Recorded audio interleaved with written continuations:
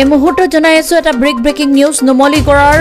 দুখুটি মুখত হানিখুচি জীৱশ্ৰেষ্ঠৰ হাতত প্ৰাণ গ'ল এটা নৰখাদক ঢেকিয়া পটিয়াৰ জীৱশ্ৰেষ্ঠই হানিখুচি হত্যা কৰিলে বাঘটো আৰু কেইবামাহমানৰ পৰা উক্ত অঞ্চলত বাঘটোৱে মানুহ আক্ৰমণ কৰি আহিছিল মানুহে নহয় পোহনীয়া গৰু ছাগলী ভক্ষণ কৰিও উপদ্ৰৱ চলাইছিল বাঘটোৱে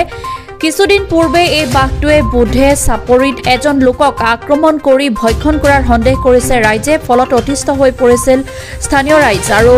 আজি পুনৰ বাঘটো প্ৰত্যক্ষ কৰাত খেদি হানিখুচি হত্যা কৰে বাঘটো ইতিমধ্যে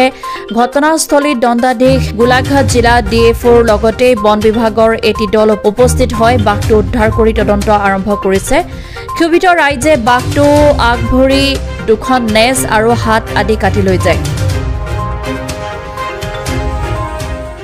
এটা আমি প্ৰসেস কৰি আছো এতিয়া আমি ইনকুৱাৰী চলি আছে পিছতে ক'ব পাৰিম ঠিক আছে আজি যেহেতু এটা বাঘৰ পাব্লিকে ইতিমধ্যে নিহত কৰিলে বুলি গম পাইছো এতিয়া আমি এটি ইনকুৱাৰী চলি আছে আমি এটা গম পাইছো এইটো ৰয়েল বেংগল টাইগাৰ হয় চিটি প্লান হেলিমাই মেৰিট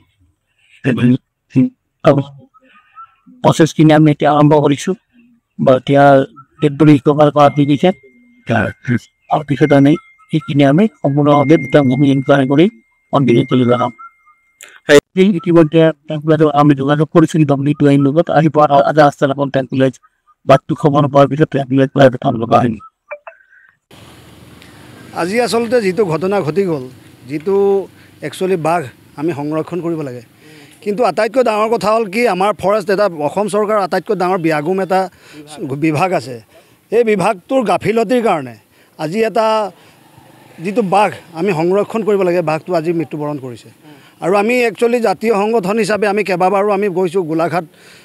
অফিচত গৈছোঁ আমি বোকাখাটত গৈছোঁ আমি সিদিনা এটা ঘোঁৰা মাৰিছে এই ঘোঁৰাটো যেতিয়া মাৰিছে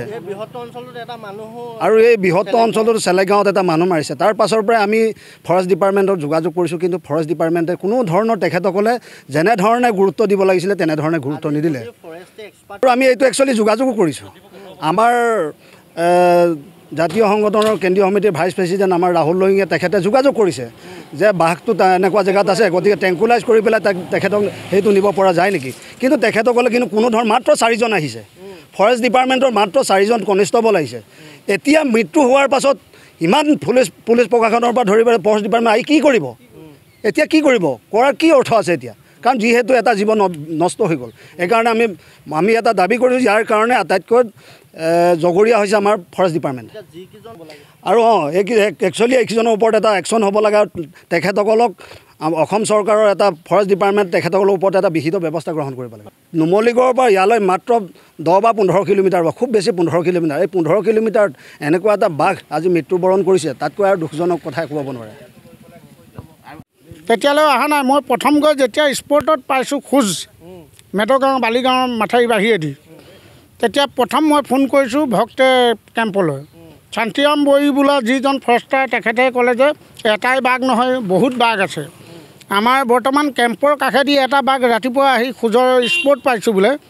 তাত প্ৰকৃততে বাঘ আৰু এটা আছে গতিকে ৰাইজখিনিক সাৱধান কৰি দিয়ক মই লগালগ ফোন কৰিছোঁ আৰু তেখেতক কৈছোঁ বাকী ডিপাৰ্টমেণ্টলৈ ফোন কৰি দিয়ক ক'লে যে এইটো আমাৰ দেৰগাঁও এৰিয়াৰ পৰে জয়ে নপৰক আৰু বাকী তাত হাজাৰ লোক ওলাই আহিব লগাইছে দাৱনীখিনি মই চাই থকা অৱস্থাতে সিহঁতি দৌৰি আহিছে এই সন্তাস যেতিয়া এইটো গোপীনাথক খাইছে তেতিয়াৰ পৰাই সন্তাস হৈ আছে 1 মাহ হৈ গ'ল কিন্তু ফৰেষ্ট ডিপাৰ্টমেণ্টৰ মানুহ অলৰেডি কালি মই দুজনক দেখিছোঁ যে বুধবৰীয়া বজাৰত গধূলি 7টা বজালৈকে বজাৰে কৰি আছে সুধিলি ডিউটি ক'ত মাৰিলি বুলি এই মাথাউৰি কাষলৈকে গ'লোঁ আৰু বাহিৰ ছাইডটো ডিউটি নাই সিহঁতৰ গুৰুত্ব নাই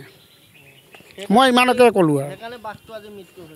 বাঘটো মৰিবলগীয়া প্ৰকৃত অৰ্থ হ'ল ফৰেষ্ট ডিপাৰ্টমেণ্টৰ অৱহেলাৰ কাৰণে নেগলিজেঞ্চ কৰি আছে